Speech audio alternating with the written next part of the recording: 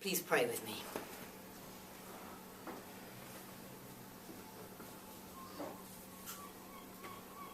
Loving God,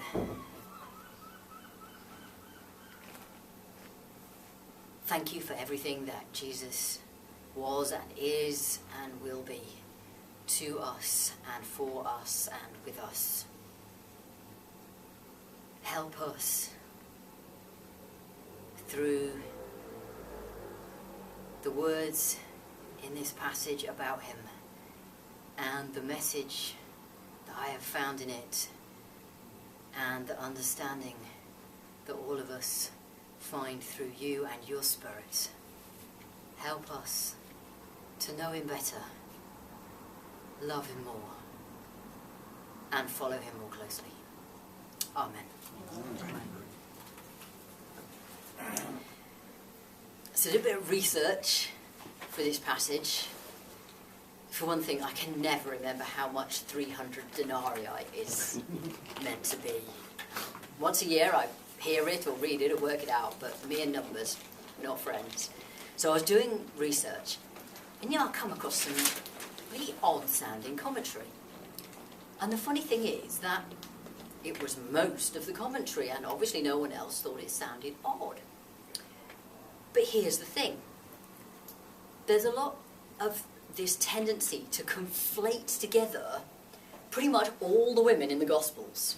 Like there was only about 2 or 3 somehow, and they all did everything.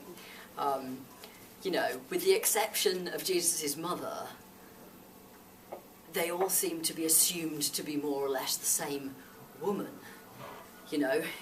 Healed of demons, forgiven for being exceptionally sinful, reformed prostitutes, or women caught in adultery. I mean, it's assumed that everyone mentioned is one of these. Or possibly they're all the same woman, who's called Mary Magdalene. But, that doesn't really make sense. It makes sense if you think of 2,000 years of patriarchal commentary, but it doesn't make sense when you know that there's a lot of Marys hanging around that time. It's a pretty common name. And then, so they go on to explain that she loved Jesus so much to give this expensive perfume because of having been forgiven so much sin. So where's that coming? That's a different story. Different woman, different washing Jesus' feet. Where does it say this about this Mary? Or any Mary, because I don't think the other woman gets a name in the story. Or how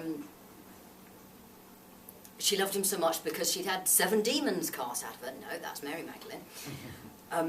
Or, isn't it wonderful, they exclaim, that in her ignorance she has unwittingly anointed Jesus for his burial. Thing is, there's a lot of Marys in the New Testament, very common name. It's like the Simons. There's at least 7 of those. They all get a little bit attached, so you're sure which Simon you're talking about, but sometimes you don't know which Mary you've got in the story. But what we know about this one is that she's the sister of Lazarus and Martha. That means we know a few things about her. We know that she's the one who sat and studied at Jesus' feet with the disciples, and her sister got huffy about it.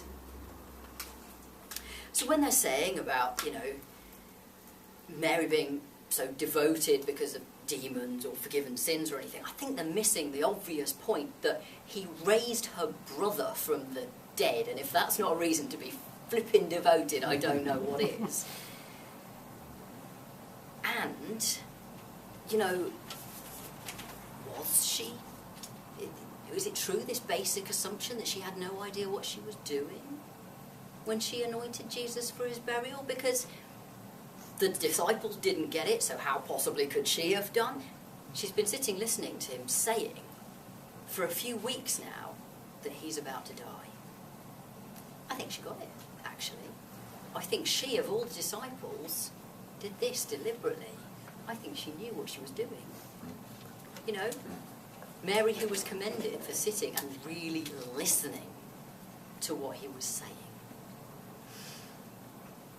And so I think she gave her most valuable possession, this perfume worth a year's wages, because she knew she couldn't prevent Jesus from dying, but she could help him get ready.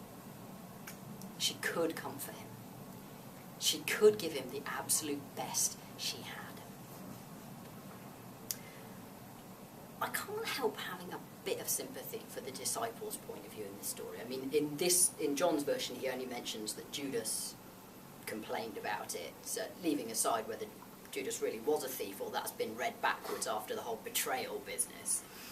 But in Matthew's Gospel, all the disciples start having a go, and Jesus tells them to back off. And I can't help thinking, well, yeah, you know, a year's wages poured out on one man's feet. Even that man, or head, possibly.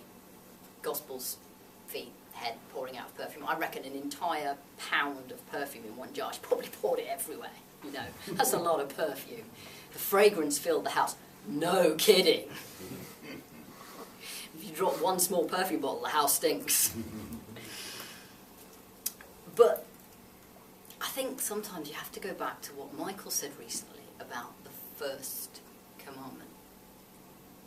That we're all pretty comfortable with the second, love your neighbour as yourself. But a bit woolly about the first one, loving God with all your strength and your heart and your mind. Because a lot of the time, loving God and loving your neighbour is the same thing. It's the same actions that you perform because of either. Whatever you do for the least of these, said Jesus, you do for me. So you love Jesus by loving your neighbour. He says so.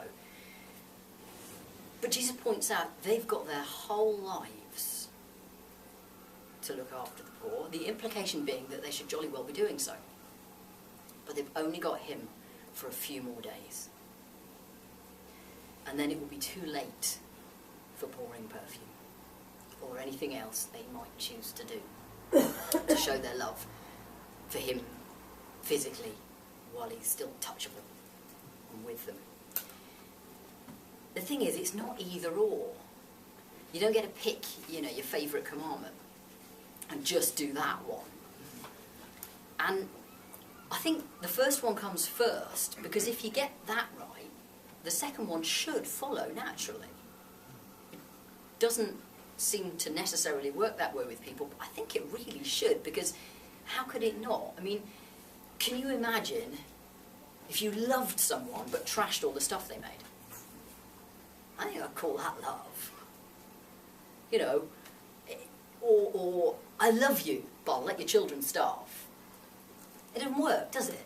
You know, if someone said that they really, really love me, but they kicked my dog or bullied my partner, I wouldn't believe a word they were saying. And it's the same with God. If you love God wholeheartedly, you're going to want to feed the hungry and look after God's creation. Because we know that's what makes God happy. And you love someone and you can do what makes them happy, then you do it.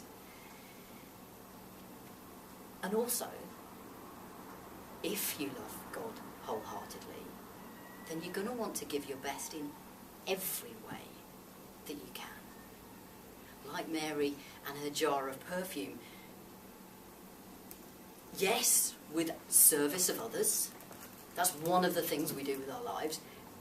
It's not the only thing we ever do. And all the rest is God's too. What we have, who we are.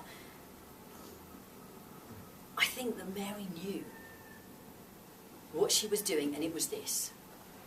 She knew she could adore him for the rest of her life by feeding the hungry and visiting the sick and clothing the cold and housing the homeless, just like he'd said. But she also knew that she only had now to do this one thing. She just had this chance to do this one thing, and so she gave it everything. You know, giving money, voluntary work, they're a type of worship. Because everything if you love God, can be worship. But if we're loving God with all our heart and our mind and our strength and everything is worship, then when we're singing, we sing with all our heart. When we're praying, we pray with all our heart. And when we're working, we work with all our heart. And it's all worship.